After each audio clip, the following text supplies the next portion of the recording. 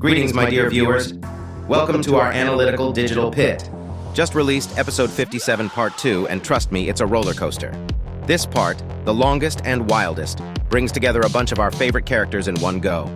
Let's dive into the spicy moments.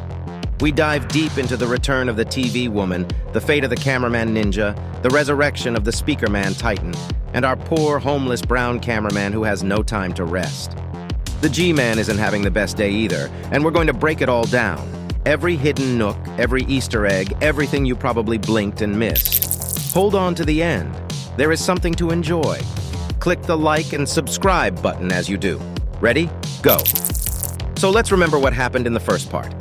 We saw an incredible confrontation between two titans, the Cameraman Titan and the Speakerman Titan.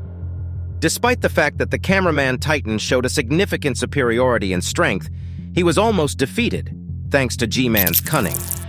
At this time, Van Tuzman tried to free the Titan Speakerman from the parasites, but the latter quickly grabbed him, broke him, and threw him to the ground. We don't know yet if Van Tuzman managed to survive. So, let's move on to the second part. Please note that the duration of this part is 1 minute 55 seconds, which is a record for the series Skibidi Toilet. And if you add the first and second parts, you get as much as 3 minutes.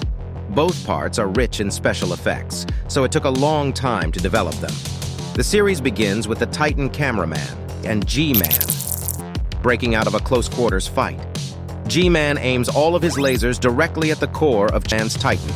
Titan Cameraman, without much thought, opens his crushing core and delivers a powerful blow with the release of blue core plasma from his mighty heart right in the face of G-Man. At this point, it becomes clear how strong and pumped the Titan has become, since the first version of its core could not even withstand 2 G-Man lasers. Despite this, G-Man's skin does not completely burn off, indicating that he has good immunity against the weapons of the cameraman.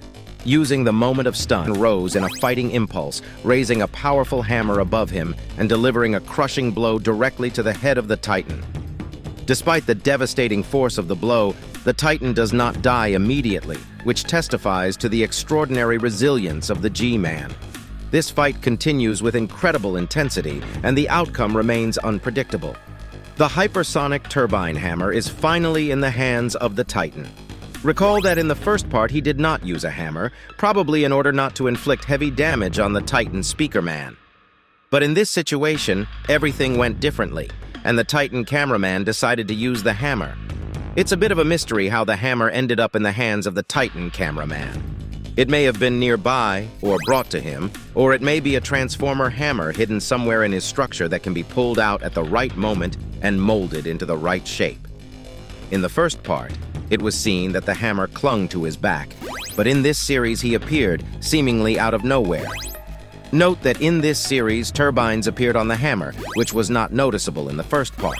Taking advantage of the plasma stun moment, the Cameraman Titan raises a powerful hammer and delivers a devastating blow straight to G-Man's head. Boom!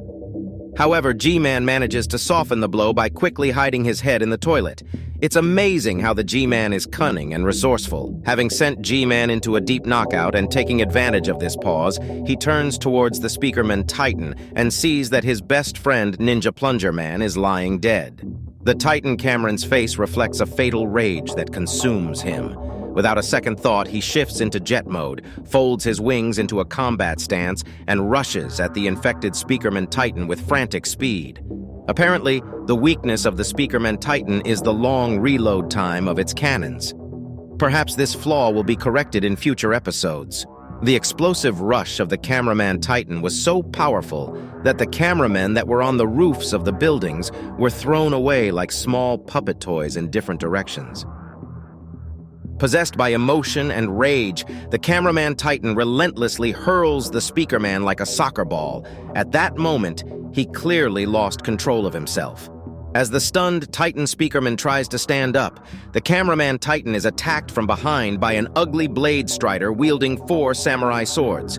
Despite the Titan Cameraman's attempt to turn, the blade strider instantly plunges all 4 blades directly into his torso. The blades pierce the armor, but the face of the Titan Cameraman is expressionless. Fury rages inside of him at the loss of his best friend as a pain reliever. The blades remain stuck in his body, and the Blade Strider trapped in his own actions. At this point, the Titan calmly removes the welding protective mask from the Blade Strider, and a powerful blow of 2 hands on the ears stuns him. Then, with his right hand, he breaks the fastening of the blades, and the katanas remain in the body of the Titan.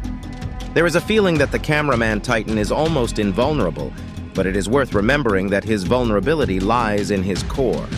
After all, it's not for nothing that it is equipped with protection. Suddenly, at that moment, the Skibidists conceived a new villainy, and an attempt to attack the parasite began from behind. It is also worth noting that the Blade Strider with 4 blades used a specific tactic, sneaking up on his prey from behind. However, this time the Titan cameraman quickly recognized the danger and intercepted the parasite right on the back of his head. Taking his head, he showed no mercy and crushed the skull, using a technique that was familiar from the earliest episodes. The whole moment looked extremely epic, especially since the blades from the previous encounter were still sticking out of his ribs, giving the picture an additional edge to the beauty of the battle. Imagine what the plot twist would be if DaFuq allowed a parasite to inhabit the mind of the Cameraman Titan. It would be a truly bloody meat grinder.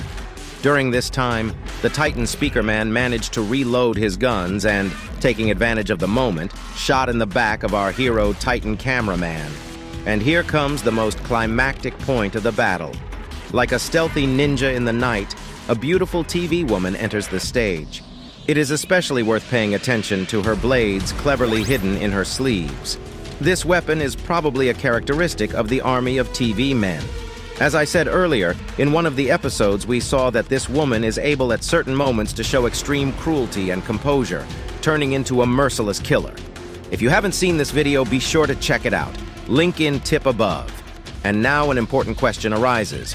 Why didn't the TV woman teleport right behind the SPEAKERMAN Titan and eliminate the parasite?